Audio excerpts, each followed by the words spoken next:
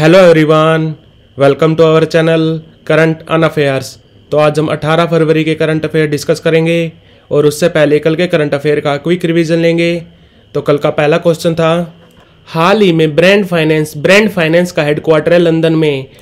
इस कंपनी के द्वारा एक इंडेक्स जारी किया गया है, brand guardianship index. Brand guardianship index 2024 में पहला स्थान किसको मिला है? तो ये मिला है हुआंग तेंग मा को। ये अभी चेयरमैन है टेंसेंट कंपनी के, चाइनीज कंपनी है टेंसेंट। और इस इंडेक्स ने दूसरा स्थान दिया है मुकेश अंबानी जी को। मुकेश अंबानी अभी चेयरमैन है रिलायंस के। हाल ही में भारत का पहला और सबसे बड़ा तांबे से बना बापू टावर एक कमर्शियल बिल्डिंग है जो बनाई गई है पटना में। और इस बापू टावर की बाहरी दीवार पे 42,000 किलो तांबे का यूज किया गया है। तांबे की बात करें तो तांबे का एटॉमिक नंबर होता है 29 और इसका एटॉमिक सिंबल होता है Cu। और भारत में तांबा बनाने वाली सबसे बड़ी फैक्ट्री बना रहा है अडानी ग्रुप्स। कहाँ पे? मुंद्रा में। मुंद्रा है गुजरात में। हाल ही में नागरिक उड्डयन मंत्रालय ने, हमारे नागरिक उड्डयन मंत्री हैं ज्योतिराज सिंधिया, तो इस मंत्रालय ने उत्तर प्रदेश के जेवर में नोएडा इंटरनेशनल एयरपोर्ट बन रहा है। इस एयरपोर्ट को कौन बना रहा है? इसको बना रहा है जूरिक एयरपोर्ट। तो नोएडा इंटरनेशनल एयरपोर्ट के पास आदि योगी शिव की मूर्ति की स्थापना के लिए सैद्धांतिक मंजूरी मिल गई है। तो इस मूर्ति की कुल ऊंचाई कितनी होगी? तो ये होगी 242 फीट। और इसको कौन बना रहा है? इसको बना रहा है ईसा फाउंडेशन जिसका हेडक्वार्टर है कोयम्बटूर में। कोयम्बटूर है तमिलनाडु में। हाल ही में नंगोलो मबुमा किस कंट्री के अंतरिम राष्ट्रपति बने हैं? तो ये बने हैं नामीबिया कंट्री के अंतरिम राष्ट्रपति। क्यों? क्योंकि यहाँ पे जो राष्ट्रपति थे पहले, हेग गिनजोब, इनकी मृत्यु हो गई। तो इस वजह से नामीबिया के अंतरिम राष्ट्रपति बने हैं नंगोलो मबुमा। और बात करें अगर नामीबिया की, तो कैपिटल क्या है इसकी? तो वो है विंड होएक। केंद्रीय मंत्री अजय भट्ट ने दूसरे वर्ल्ड डिफेंस शो 2024 में भारतीय प्रतिनिधि मंडल का नेतृत्व किया। यह किस शहर में आयोजित किया गया था? तो यह हुआ था रियाद में। रियाद है कैपिटल ऑफ सऊदी अरब। प्रधानमंत्री नरेंद्र मोदी ने किस शहर में राष्ट्रीय जल क्रीड़ा संस्थान यानी कि national institute of water sports के नए परिसर का उद्घाटन किया? तो यह किया गोवा की कैपिटल पणजी में। प्राचीन सुबीका पेंटिंग शैली जो हाल ही में खबरों में आई, इसको कौन सा समुदाय बनाता है? तो इसको बनाता है मैतेई समुदाय। और ये समुदाय कहाँ पे पाया जाता है? तो ये पाया जाता है मणिपुर में। हाल ही में कौन सा देश जापान को पीछे छोड़कर दुनिया की तीसरी सबसे बड़ी अर्थव्यवस्था बन गया है? तो ये बन गया जर्मनी। जर्मनी ने पीछे छोड़ा जापान को। और बात हो रही है अर्थव्यवस्था की यानी कि जीडीपी की। तो सबसे ज्यादा जीडीपी किस कंट्री का है? तो जीडीपी सबसे ज्यादा है अमेरिका का। कितना? लगभग 28,000 बिलियन यूएस डॉलर। और दूसरे नंबर पे है चाइना का जीडीपी है लगभग 18,500 बिलियन यूएस डॉलर। और तीसरे पे आ गया जर्मनी, चौथे पे है जापान और पांचवें पे है भारत। भारत का जीडीपी कितना है? तो वो है लगभग 4112 बिलियन यूएस डॉलर। और आईएमएफ का कहना है कि हम साल 2026 में जापान को पीछे छोड़ देंगे और 2027 में जर्मनी को पीछे छोड़ देंगे। ये कहना है आईएमएफ का, इंटरनेशनल मॉनेटरी फंड का, जिसका हेडक्वार्टर है वॉशिंगटन डीसी में। और ये बना था 27 दिसंबर 1945 को। किस आईआईटी ने साउंड बेस्ड यानी कि ध्वनि पे आधारित एंटी ड्रोन सिस्टम विकसित किया है? तो ये क्या है? आईआईटी जम्मू ने। हाल ही में किस कंट्री ने सामाजिक विकास आयोग के 62वें स्तर की अध्यक्षता की? तो ये की भारत ने। और भारत की तरफ से प्रतिनिधित्व किया रुचिरा कंबोज जी ने। रुचिरा कंबोज हमारी यूएन में एम्बेसडर हैं। यूएन में भारत की एम्बेसडर हैं रुचिरा कंबोज। और सामाजिक विकास आयोग, इसके सेशन कौन करवाता है? तो इसको करवाता है यूएन यानी कि संयुक्त राष्ट्र बना था 24 अक्टूबर 1945 को। और अभी इसके सेक्रेटरी जनरल हैं एंटोनियो ग्यूटरस। तो बढ़ते हैं आज की वीडियो की तरफ। आज का पहला क्वेश्चन है, मिलन नौ सैनिक अभ्यास के 12वें संस्करण की मेजबानी कौन करेगा? मिलन नौ सैनिक अभ्यास ये होगा 19 से लेकर 27 फरवरी तक। कहां पे? विशाखापट्टनम में। हर साल नहीं होता, ये होता 2 साल में एक बार। इसको बोलते हैं बाइनियल एक्सरसाइज जो होती है 2 साल में एक बार। ये एक्सरसाइज हुई थी पहली बार 1995 में। और इसका 11वां संस्करण यानी कि इससे पहले वाला एडिशन भी हुआ था विशाखापट्टनम में, और इसमें इस साल 50 से ज्यादा कंट्री हिस्सा लेंगे। मिलन नौसैनिक अभ्यास में इस साल 50 से ज्यादा देश हिस्सा लेंगे। और बात करें अगर नेवी की, तो हम हर साल नेवी डे मनाते हैं 4 दिसंबर को, हर साल मनाते हैं 4 दिसंबर को। और इसका पिछले साल सेलिब्रेशन हुआ था सिंधुदुर्ग में। नेवी डे का ऑफिशियल सेलिब्रेशन हुआ था पिछले साल सिंधुदुर्ग में। सिंधुदुर्ग है महाराष्ट्र में। और बात करें अगर CNS की, तो हमारे चीफ ऑफ नेवल स्टाफ कौन है, तो वो है admiral R Hari Kumar, admiral R Hari Kumar. और हमारे vice chief of naval staff कौन है, तो वो हैं दिनेश त्रिपाठी, दिनेश त्रिपाठी। तो मिलन नौसैनिक अभ्यास के 12वें संस्करण की मेजबानी कौन करेगा, तो ये करेगा विशाखापट्टनम। हाल ही में किसे उत्तरी आयरलैंड का फर्स्ट मिनिस्टर नियुक्त किया गया। उत्तरी आयरलैंड में प्रधानमंत्री नहीं होता, यहाँ पे होता है फर्स्ट मिनिस्टर। तो उत्तरी आयरलैंड की फर्स्ट मिनिस्टर बनी है मिशेल ओ'नील, मिशेल ओ'नील। ये तो है उत्तरी आयरलैंड। एक कंट्री है आयरलैंड। आयरलैंड अलग कंट्री है जिसको बोलते हैं रिपब्लिक ऑफ आयरलैंड, और ये उत्तरी आयरलैंड अलग कंट्री है। ये उत्तरी आयरलैंड हिस्सा है ग्रेट ब्रिटेन का। और जैसा कि आपको पता है ग्रेट ब्रिटेन EU का हिस्सा नहीं है, तो इस वजह से उत्तरी आयरलैंड भी हिस्सा नहीं है EU का। बट जो ये आयरलैंड है रिपब्लिक ऑफ आयरलैंड, ये हिस्सा है EU का। इस आयरलैंड में करेंसी चलती है यूरो, बट उत्तरी आयरलैंड में करेंसी चलती है पाउंड। और उत्तरी आयरलैंड की कैपिटल है बेलफास्ट, बेलफास्ट। और रिपब्लिक ऑफ आयरलैंड की कैपिटल है डबलिन, डबलिन। तो उत्तरी आयरलैंड की फर्स्ट मिनिस्टर कौन बनी है, तो ये बनी है मिशेल ओ'नील। और ये जो दूसरा आयरलैंड है, रिपब्लिक ऑफ आयरलैंड बोलते हैं जिसको, यहाँ के एक ऑथर थे जिनका नाम था पॉल लिंच। थे क्या है अभी, इनको मिला था पिछले साल बुकर अवार्ड। बुक का नाम क्या है, इनकी बुक का नाम था प्रोफेट सॉन्ग, प्रोफेट सॉन्ग। तो ये भी याद रखना।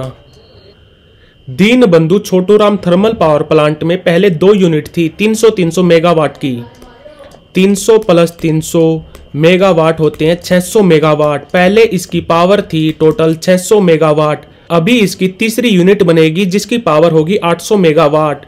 तो इस पावर प्लांट की टोटल क्षमता हो जाएगी 800 + 600 1400 मेगावाट। और इस तीसरी इकाई को कौन बना रहा है, तो इसको बना रहा है भेल, भेल यानी कि भारत हैवी इलेक्ट्रिकल लिमिटेड। ये एक महारत्न कंपनी है। और बात करें अगर दीनबंधु छोटूराम जी की, तो ये बहुत बड़े किसान नेता थे। इनका संबंध था जाट समुदाय से। इनको अंग्रेजों ने सर की उपाधि भी दी थी, सर यानी कि नाइटहुड की उपाधि दी थी दीनबंधु छोटूराम जी को। कब, 1937 में। इनको बोला जाता है सर दीनबंधु छोटूराम। तो हरियाणा के जो यमुनानगर में Dinbandhu Chhoturam thermal power plant है, इसकी तीसरी इकाई की क्षमता कितनी होगी, तो वो होगी 800 मेगावाट। हाल ही में किस संस्थान ने प्रगत संगणन विकास केंद्र, इंग्लिश में बोलते हैं centre for development of advance computing, जिसका हेडक्वार्टर है पुणे में, इसके सहयोग से एक AI प्लेटफॉर्म बनाया गया है जिसका नाम है आई ऑन्कोलॉजी। ऑन्कोलॉजी बोला जाता है स्टडी ऑफ कैंसर को, और कैंसर के डॉक्टर को बोला जाता है ऑन्कोलॉजिस्ट, ऑन्कोलॉजिस्ट। तो इस AI प्लेटफॉर्म को बनाया है सीडेक ने एम्स दिल्ली के साथ मिलकर। भारत में हर साल 8 लाख लोग मरते हैं कैंसर की वजह से। हर साल 8 लाख लोग मरते हैं कैंसर की वजह से। और भारत में कैंसर से मरने वालों का इतना बड़ा आंकड़ा क्यों है, क्योंकि जो कैंसर को डिटेक्शन यानी कि डायग्नोस करने की प्रक्रिया होती है, वो बिल्कुल आखिरी स्टेज पे करी जाती है। अगर कैंसर को हम स्टार्टिंग में नहीं डायग्नोस करते तो कैंसर से बचना बिल्कुल नामुमकिन है। कैंसर की पहचान जल्दी से जल्दी हो, उसका जल्दी से जल्दी डायग्नोसिस हो, इस वजह से एम्स दिल्ली ने सीडेक के साथ एक प्लेटफॉर्म लॉन्च किया है आई ऑन्कोलॉजी। और ये सीडेक यानी कि centre for development of advance computing, जिसका हेडक्वार्टर पुणे में है, ये किसके अंडर काम करता है, तो ये काम करता है हमारे ministry of electronics and IT यानी कि इंफॉर्मेशन टेक्नोलॉजी। तो आंसर है इसका अखिल भारतीय आयुर्विज्ञान संस्थान जो है दिल्ली में।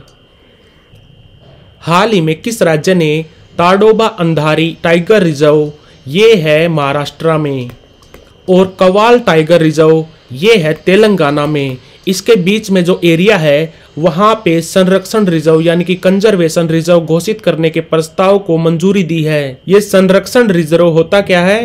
दो प्रोटेक्टेड एरिया के बीच में जो एरिया होता है जो इनको जोड़ता है उसको बोलते हैं कंजर्वेशन रिजर्व। ये दो प्रोटेक्टेड एरिया दो नेशनल पार्क भी हो सकते हैं, दो वाइल्ड लाइफ सेंचुरी भी हो सकती है, एक नेशनल पार्क और एक वाइल्ड लाइफ सेंचुरी भी हो सकती है। इसके बीच के एरिया को बोलते हैं संरक्षण रिजर्व। तो अभी किस राज्य ने ताडोबा अंधारी टाइगर रिजर्व और कवाल टाइगर रिजर्व के बीच में कंजर्वेशन रिजर्व बनाने की घोषणा की है? तो ये की है तेलंगाना की सरकार ने। और तेलंगाना अभी बिसोन सेंचुरी भी बना रहा है। बिसोन सेंचुरी भी बना रहा है तेलंगाना। और ये बिसोन एक जीव का नाम है, यानी कि एक भैंसे का बड़ा रूप होता है, उसको बोलते हैं बिसोन। और ये बिसोन ये स्टेट एनिमल भी है दो राज्यों का, गोवा का और बिहार का। गोवा और बिहार। तो ताडोबा अंधारी टाइगर रिजर्व जो है महाराष्ट्र में और कवाल टाइगर रिजर्व जो है तेलंगाना में, उसके बीच में कंजर्वेशन रिजर्व बन रहा है। इस प्रस्ताव को मंजूरी दी है तेलंगाना की सरकार ने। हाल ही में ONDC यानी कि open network for digital commerce और किस संगठन ने सूक्ष्म लघु और मध्यम उद्योगों के लिए डिजी रेडी सर्टिफिकेशन पोर्टल लॉन्च किया है? तो इस डिजी रेडी सर्टिफिकेशन को लॉन्च किया है ONDC ने और क्वालिटी काउंसिल ऑफ इंडिया यानी कि भारतीय गुणवत्ता परिषद ने मिलकर। ये जो छोटे छोटे MSME हैं यानी कि micro small and medium enterprises, ये ONDC पर एज ए सेलर अपना सामान बेचना चाहते हैं, बट वो डिजिटली कितने तैयार हैं इसके लिए डिजी रेडी सर्टिफिकेशन बनाया गया है। यानी कि अगर आपके पास डिजी रेडी सर्टिफिकेशन है तो आप ONDC पे एज ए सेलर रजिस्टर कर सकते हैं। एज ए सेलर ONDC पर रजिस्टर कर सकते हैं अगर आपके पास डिजी रेडी सर्टिफिकेशन है। और अभी थोड़े दिन पहले चेन्नई मेट्रो ने भी ONDC को ज्वाइन किया है। जो चेन्नई की मेट्रो है उसने भी ONDC को ज्वाइन किया थोड़े दिन पहले। ONDC यानी कि open network for digital commerce. तो डिजी रेडी सर्टिफिकेशन को लॉन्च किया है ONDC ने और भारतीय गुणवत्ता परिषद ने मिलकर, यानी कि क्वालिटी काउंसिल ऑफ इंडिया ने मिलकर। हाल ही में भारत सरकार ने व्यापारियों और थोक विक्रेताओं के लिए गेहूं की स्टॉक लिमिट कितनी कर दी है? मतलब कि कोई व्यापारी या होलसेलर कितना गेहूं स्टॉक कर सकता है अपने पास। पहले ये लिमिट थी 1000 मिलियन टन। पहले ये लिमिट थी 1000 मिलियन टन। अब इस लिमिट को कम कर दिया है। अब कितना कर दिया है? अभी कर दिया है मात्र 500 मिलियन टन। होर्डिंग के कारण यानी कि जो जमाखोरी होती है उसके कारण बाजार में गेहूं का रेट लगातार बढ़ रहा था। गेहूं के दाम को कम करने के लिए और बाजार में गेहूं को फ्री अवेलेबल करने के लिए स्टॉक लिमिट को कम कर दिया। व्यापारियों और थोक विक्रेताओं के लिए गेहूं की स्टॉक लिमिट कर दी है 500 मिलियन टन। और जो रिटेलर होते हैं, रिटेलर यानी कि जो छोटे दुकान वाले होते हैं, उनकी स्टॉक लिमिट कर दी है मात्र 5 million ton. 5 million ton retailers के लिए कर दिया 5 मिलियन टन और व्यापारियों और थोक विक्रेताओं के लिए कर दी है 500 मिलियन टन। हाल ही में जारी एनुअल नेस्डा वे फॉरवर्ड्स रिपोर्ट 2023 के अनुसार कौन अधिकतम संख्या में ई सेवाओं को प्रदान करने वाला राज्य या केंद्र शासित प्रदेश बन गया है? नेस्डा सर्वे को करवाता है हमारा DARPG, department of administrative reforms and public grievance. यही डिपार्टमेंट गुड गवर्नेंस इंडेक्स भी देता है। कब? हर साल 25 दिसंबर को। 25 दिसंबर को होता है गुड गवर्नेंस डे, क्योंकि इस दिन जन्म तिथि होती है हमारे स्वर्गीय प्रधानमंत्री अटल बिहारी वाजपेयी जी की। तो इस रिपोर्ट के हिसाब से सबसे ज्यादा ई सेवाएं देने वाला राज्य कौन सा है? तो वो है जम्मू कश्मीर। जम्मू कश्मीर 1117 सेवाएं देता है ऑनलाइन। और ये किस तरह की सेवाएं होती हैं? जैसे कि पासपोर्ट बनवाना है आपको, आधार कार्ड बनवाना है, लाइसेंस बनवाना है, इस तरह की सारी सेवाएं जम्मू कश्मीर सरकार देती है ऑनलाइन। और इस लिस्ट में दूसरे नंबर पे है तमिलनाडु और तीसरे पे है मध्य प्रदेश। और अगर आपसे पूछे भारत में कितने राज्य हैं जो 100% सेवाएं ऑनलाइन देते हैं, भारत में कितने राज्य हैं जो सारी की सारी सेवाएं ऑनलाइन देते हैं, तो ऐसे 4 राज्य हैं। कौन से? पहला है जम्मू कश्मीर। जम्मू कश्मीर अपने 1117 सेवाएं हैं जो वो सारी की सारी ऑनलाइन देता है। और इसके पोर्टल का नाम क्या है? तो वो है ई उन्नत। पोर्टल का नाम याद रखना, ई उन्नत। 4 राज्य हैं, पहला है जम्मू कश्मीर, दूसरा है केरल। केरल अपनी 100% सेवाएं देता है ऑनलाइन। कौन से पोर्टल पर? पोर्टल का नाम है ई सेवानम। ई सेवानम। तीसरा राज्य है असम। असम। असम के पोर्टल का नाम है सेवा सेतु। सेवा सेतु। चौथा राज्य है उड़ीसा। उड़ीसा के पोर्टल का नाम है उड़ीसा वन। पोर्टल का नाम है उड़ीसा वन। तो भारत में ऐसे 4 राज्य हैं जो अपनी 100% सेवाएं ऑनलाइन प्रदान करते हैं। हाल ही में खबरों में रहा महामुदाई वेटलैंड्स किस कंट्री में है? तो ये है रोमानिया में। इस वेटलैंड में हर साल कई लाख पक्षी आते हैं। इसको बचाने के लिए रोमानिया की सरकार को कहा है वर्ल्ड वाइल्ड लाइफ फंड ने, world wild life fund for nature, जिसका हेडक्वार्टर है ग्लैंड में। ग्लैंड है स्विट्जरलैंड में। तो महामुदाई वेटलैंड्स जो हाल ही में खबरों में रहा वो कहाँ पे है? वो है रोमानिया में। हाल ही में भारतीय राष्ट्रीय राजमार्ग प्राधिकरण यानी कि national highway authority of India ने बनेरघट्टा राष्ट्रीय उद्यान के बीच से 6 लेन का एलिवेटेड राजमार्ग बनाने का प्रस्ताव दिया है। यह किस राज्य में है? तो यह बनेरघट्टा नेशनल पार्क है कर्नाटका में। बनेरघट्टा राष्ट्रीय उद्यान के ऊपर से 3.85 किलोमीटर का एलिवेटेड रोड यानी कि ब्रिज बनाया जाएगा national highway authority of India के द्वारा। National highway authority of India ये बना था 1995 में। और अभी इसके चेयरमैन कौन है? तो वो है संतोष कुमार यादव। संतोष कुमार यादव। और ये national highway authority of India काम करता है हमारे मिनिस्ट्री ऑफ रोड ट्रांसपोर्ट और हाईवेज के अंडर, जिसके अभी कैबिनेट मंत्री हैं नितिन गडकरी। नितिन गडकरी अभी एमपी हैं नागपुर से, नागपुर महाराष्ट्र से। और भारत में अभी टोटल नेशनल पार्क हैं 106। तो आंसर है इसका कर्नाटका। तो like share subscribe. Thank you for watching current अनअफेयर्स।